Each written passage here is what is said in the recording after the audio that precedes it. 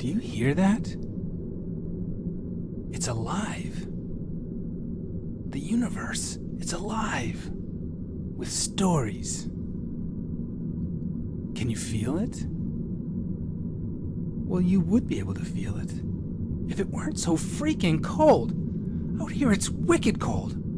Way too cold for anything interesting to happen. So let's get somewhere warmer, quick. To go there, look there, and pull the trigger.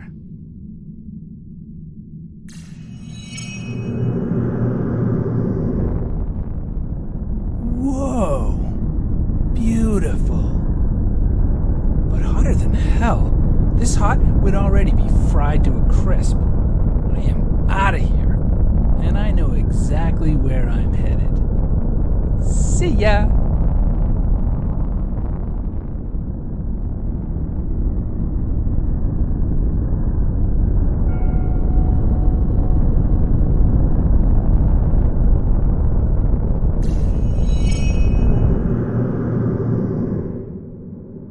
Now we're talking. That looks perfect down there. Let's go. Just follow the music.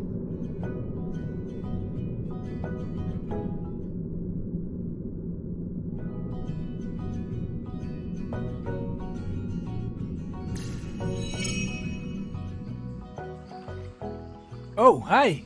It's Rich. I'm over here. In the hammock. Glad you made it. So this is it. Welcome home. Now this is just right. Just righteous. This planet is in the zone. Not too cold, not too hot. The perfect place for good things to happen. How lucky are we to find ourselves alive on such a perfect planet? No, seriously, have you ever wondered how all this awesomeness came to be? To find out, it's going to take a story, a big story, with a little science and a lot of imagination. John Muir once said, "Between every two trees is a doorway to another world." We call these doorways story portals because going through one tells a different part of the story. So what are you waiting for? Use that one to join me between the trees. Now, where were we? Oh yeah, we were going to try and find the living cosmos. Well, it's a good thing we're in our hammocks, because a hammock is a kind of transporter. Ancient people knew this. When you enter into a hammock, magic can happen, and things are revealed. See what I mean? What an ancient memory this scene conjures up.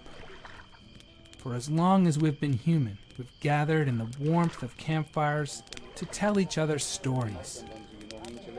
Surrounded by our kin with our bellies full and staring into that warm glow creates the perfect conditions for the spark of something new.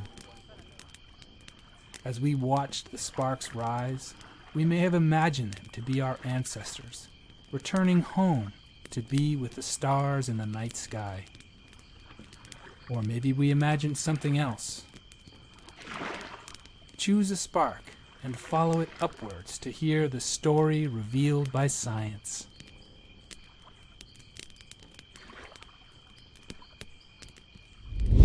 We have hitched a ride on a campfire spark, back in space and time, all the way back to the beginning and beyond. Welcome back to the primordial mystery. Does it feel familiar? You've been here before. Do you remember? These are the perfect conditions for the spark of something new.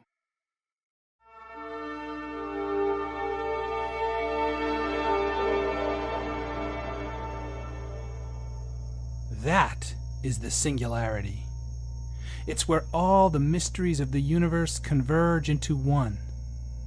Be careful near that. Not even science knows what's in there. You are now faced with your red pill, blue pill moment. Stay here in the dark comfort of mystery, or choose to know the story of life, the universe, and everything. If you do decide to pull that trigger, get ready for a big, big bang.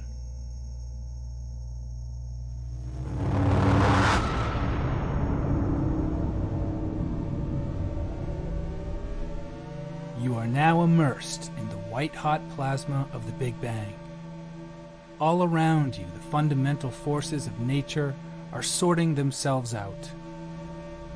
Gravity, nuclear forces, and electromagnetism are the first sparks of something new to emerge from the chaos. For 380,000 years, the universe expands and cools. Eventually, it's calm enough for the first photons to survive. At that moment, light takes flight, scatters, and space takes on that familiar, transparent blackness. This still warm darkness happens to be the perfect conditions for the next spark of something new.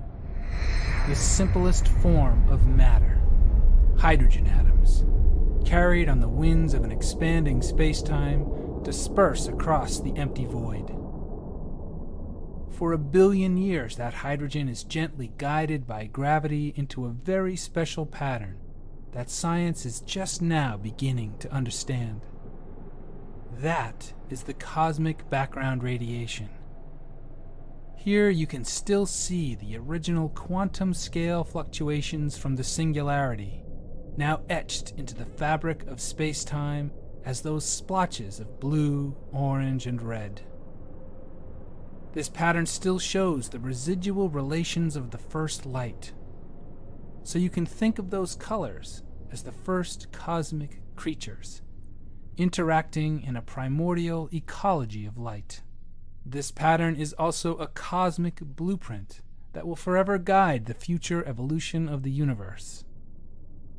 So you see, the next new thing always inherits something from what came before.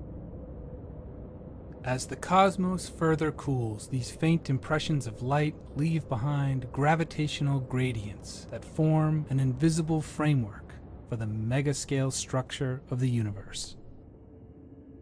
Within these tendrils, hydrogen gases coalesce, compress, heat up, and the sparks eventually ignite nuclear cores. As a result, the first generation of stars are born in clusters that still correspond to the original cosmic blueprint. Welcome to the first starry night. Most stars lead ordinary lives, steadily forging the common elements we are made of over billions of years. And sometimes it seems the cosmos prefers beauty. Within these spiral communities of stars, subtle shifts spark new rules of creation. From simple physics, chemistry emerges for the first time. Inside galaxies, whole new stellar alchemies are at play.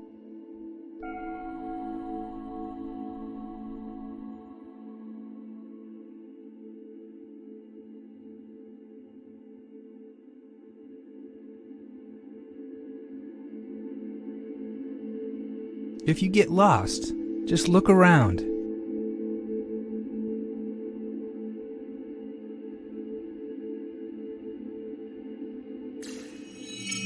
Some chemistries are more volatile than others, and some stars, like some people, are born renegades. Seriously, I would not get too close to that one. I think it's about to blow.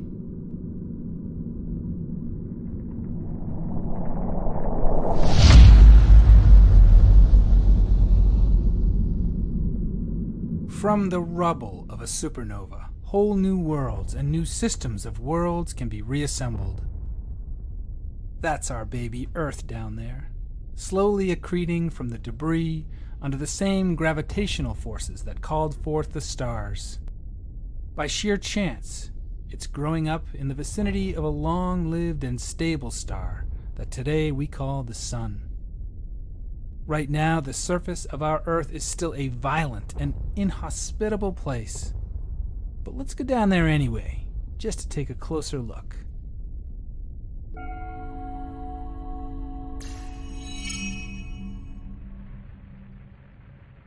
Imagine our Earth today, absolutely buzzing with beautiful life. But there's no sign of life here. How comes the buzz of beautiful life to a barren planet? For that, we'll need some key ingredients. Luckily, we've got a mixture of ready-made molecules just lying around. These are the atoms forged in the bellies of ancestral stars. Now we just need time, chance, and water. The Earth exhales oceans. Molecule by molecule, water is released from its atomic bondage deep within crystal lattices of the earliest rocks. Now, dissolved in water, minerals can find the freedom to mingle, and when they do, new emergent chemistries can happen. Let's dive in to eavesdrop on some of that cool molecular music.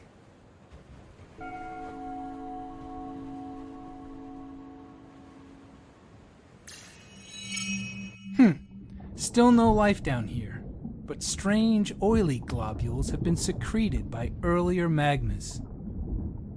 Only after millions of years of minerals migrating across membranes can the impossible become a little more probable.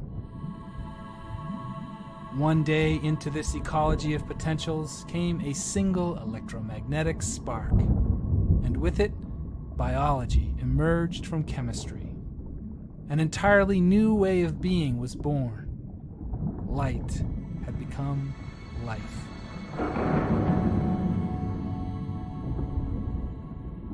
It turns out our little rocky home harbors a great penchant for life.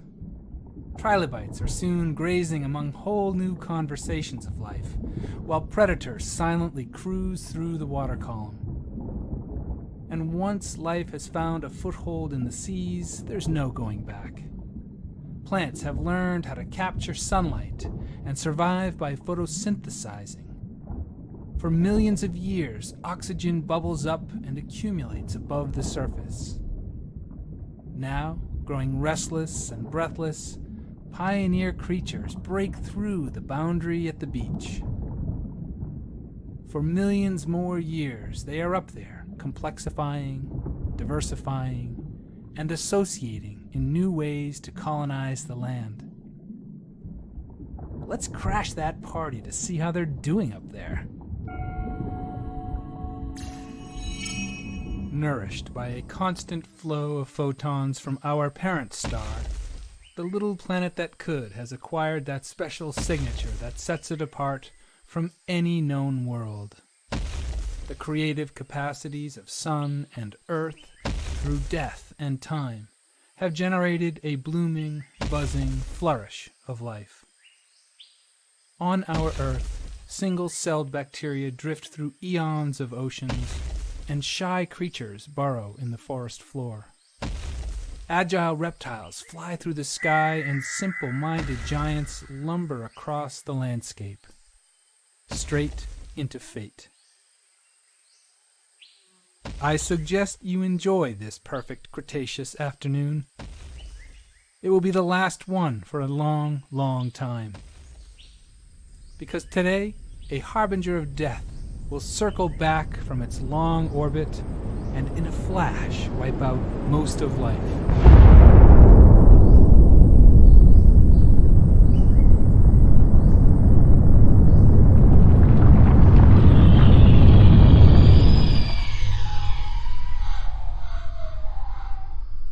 From the long and dreary days that follow, nothing bigger than a chicken will survive. Under piles of time and detritus, life conspires to try again. This time, the monkeys arise. Meet Homie, your ancestor. For 6 million years, he and his kin have been living immersed in the diverse habitats of Earth. Each generation with the landscapes and animals of Earth have now endowed Homie with a new kind of mind. He has an inner life and feels compelled to express it through that stone in his hand. Look into his face. Behind those eyes is the same spark that ignited the stars and inspired the first life in the oceans. It is an intelligence called Oika. That spark is the imagination of the whole cosmos living within him.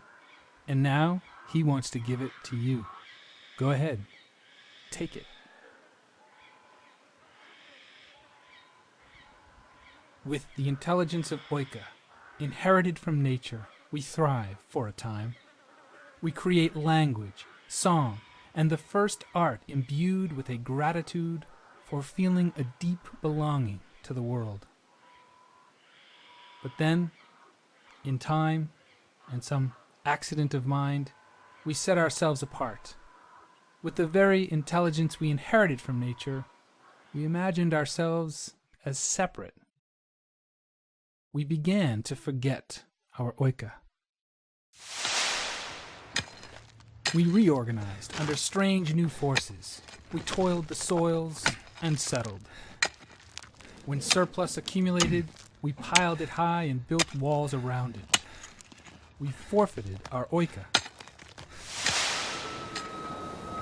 In time, we learned to loot the earth. We converted bounty into booty, commodified our minds, and conquered new continents. We invented artificial hierarchies and then believed they were real.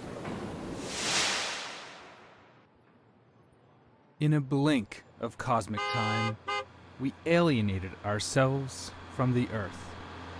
We forgot our Oika and tried to fill the gap with gadgets.